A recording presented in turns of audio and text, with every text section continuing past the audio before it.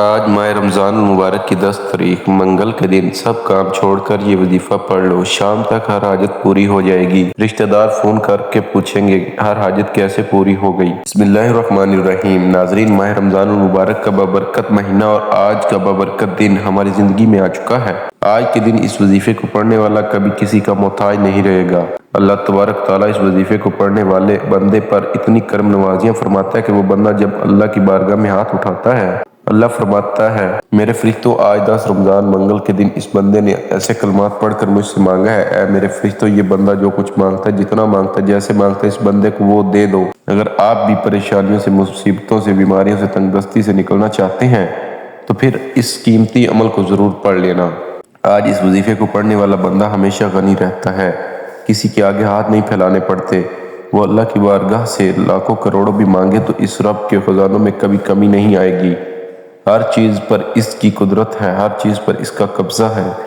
وہ جس کو چاہے تھوڑا عطا فرماتا ہے، جس کو چاہے زیادہ عطا فرماتا ہے۔ اس لیے آپ نے اس رب کو کریم کی بارگاہ الہی سے التجا کرنی ہے، اور آپ نے آج کے دن کسی بھی وقت ان کلمات کو پڑھ کر اللہ کی بارگاہ میں دعا کرنی ہے۔ اس وظیفے کا کوئی وقت مقرر نہیں، پورے دن میں آپ کسی بھی وقت پڑھ کر اللہ کی بارگاہ میں اپنی حاجت کو پورا کروا سکتے ہیں۔ اگر آپ کو مالی پریشانی ہے، اگر آپ کو اولاد کی وجہ سے کوئی پریشانی ہے، کاروبار کی وجہ سے کوئی پریشانی ہے، آپ کے گھر میں اندر مسائل کوئی حاجت ہے، آپ اپنے بچوں کا کہیں رشتہ کرنا چاہتے ہیں، یا آپ کو کسی بھی قسم کی کوئی پریشانی ہے، انشاءاللہ اللہ پاک ان کلمات کی برکت سے وہ پریشانی دور فرما دیتا ہے۔ اگر کوئی بندہ اس مہینے کے اندر اللہ کی بارگاہ میں اللہ کا ذکر کر کے اس کے حبیب کا وسیلہ دے کر مانگے تو وہ رب ضرور عطا فرماتا ہے۔ اللہ فرماتا ہے کہ میں نے تو سب کچھ بنایا ہی اپنے حبیب کے لیے ہے، یہ ساری کائنات بنائی ہے آقا علیہ الصلوۃ والسلام کے لیے، تو پھر کیوں نہ آج یہ وظیفہ پڑھ کر رب کریم سے مانگا جائے، تو پھر کیوں نہ آج ان قبولیت کی گھڑیوں کی قدر کر لی جائے، تو پھر کیوں نہ آج رب کی بارگاہ میں سر بسجود ہو کر اپنی ناممکن حاجت پوری کروائی جائے۔ خدا را، یہ موقع سال میں صرف ایک بار آتا ہے، اس موقع کو ہرگز بھی لاپرواہی میں مت گزاریے گا، کیونکہ یہ وظیفہ اتنا مجرب اور مستند ہے کہ انشاءاللہ فوری اثر کرے گا۔ بس آپ نے اپنے رب پر امید رکھتے ہوئے یہ وظیفہ پڑھنا ہے، انشاءاللہ وہ آپ کے تمام مسائل حل کر دے گا۔ اگر میں یہ کہوں کہ یہ وظیفہ تمام وظائف کا سردار ہے تو یہ بلا مبالغہ اور یہ تمام وظائف کا سردار نظر آتا ہے۔ آپ نے بس اس قیمتی وظیفے کو اور ہر ایک چیز کو سمجھ کر پڑھنا ہے۔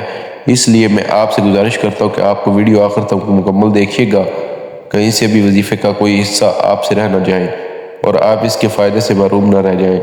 وقت کی نزاکت کو مد نظر رکھتے ہوئے آئیے ناظرین آج کے اس بابرکت عمل کی طرف چلتے ہیں، لیکن اس سے پہلے اگر آپ اس چینل پر نئے ہیں، آپ نے اس چینل کو ابھی تک سبسکرائب نہیں کیا تو خدا را اس چینل کو ابھی سبسکرائب کر لیں، کیونکہ ایسے بہت سے وظائف، بہت سے اعمال آپ کے حوالے ڈیلی بیسس پر کرتا رہوں گا۔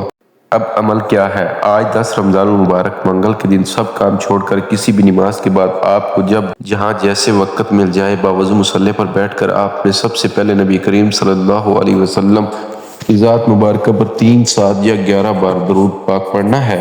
درود پاک آپ کوئی سا بھی پڑھ سکتے ہیں، مختصر آسان سا درود صلی اللہ علیہ وسلم پڑھ لیں، یا صلی اللہ علیہ محمد پڑھ لیں، یا درود ابراہیم پڑھ لیں، کیونکہ درود ابراہیم کی فضیلت برکت سے زیادہ، اور روایت میں آتا ہے کہ ہمارے پیارے آقا صلی اللہ علیہ وسلم بھی تمام درودوں میں درود ابراہیم کو سب سے زیادہ محبوب رکھتے تھے، تو اس لیے آپ نے کوشش کرنی ہے کہ درود ابراہیم ہی پڑھیں۔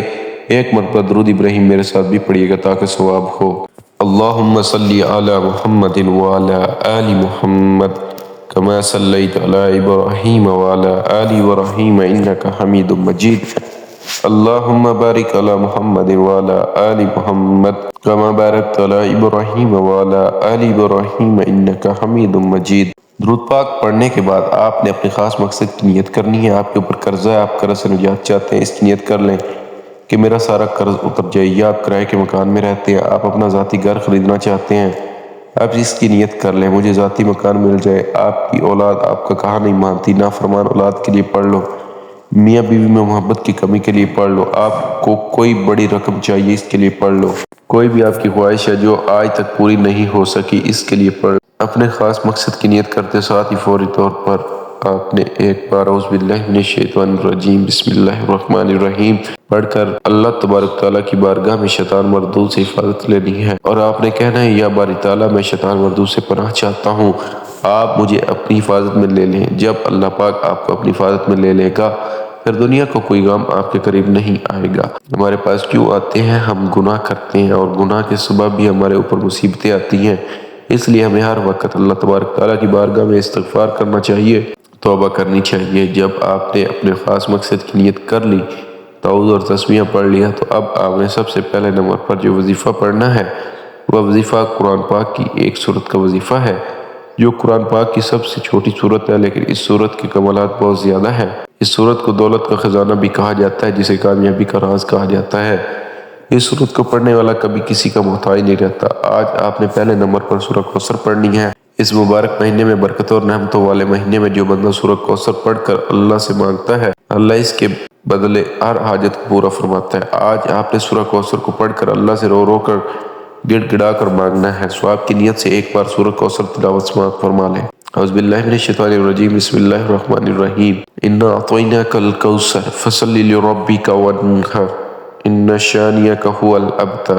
آپ سورہ کوثر کو ہاتھوں کی انگلی پر پڑھ لیں یا تسبیح کے دانوں پر پڑھ لیں۔ آپ نے 33 بار پڑھنا ہے۔ یہ سورہ مبارکہ قرآن پاک میں ترتیب کے لحاظ سے 108 نمبر پر آتی ہے، جس میں 1 رکوع 3 آیت۔ یہ مکی سورہ ہے۔ یہ سورت اس وقت نازل ہوئی جب آپ صلی اللہ علیہ وسلم پر مصیبت کے پہاڑ ٹوٹ رہے تھے۔ دعوت توحید کی وجہ سے آپ صلی اللہ علیہ وسلم اکثر رشتہ دار آپ سے علیحدہ ہو کر آپ کے مخالف ہو گئے تھے، کہ ایک اور پریشانی آپ صلی اللہ علیہ وسلم کے لیے بیٹے کی وفات کی کھڑی ہو گئی۔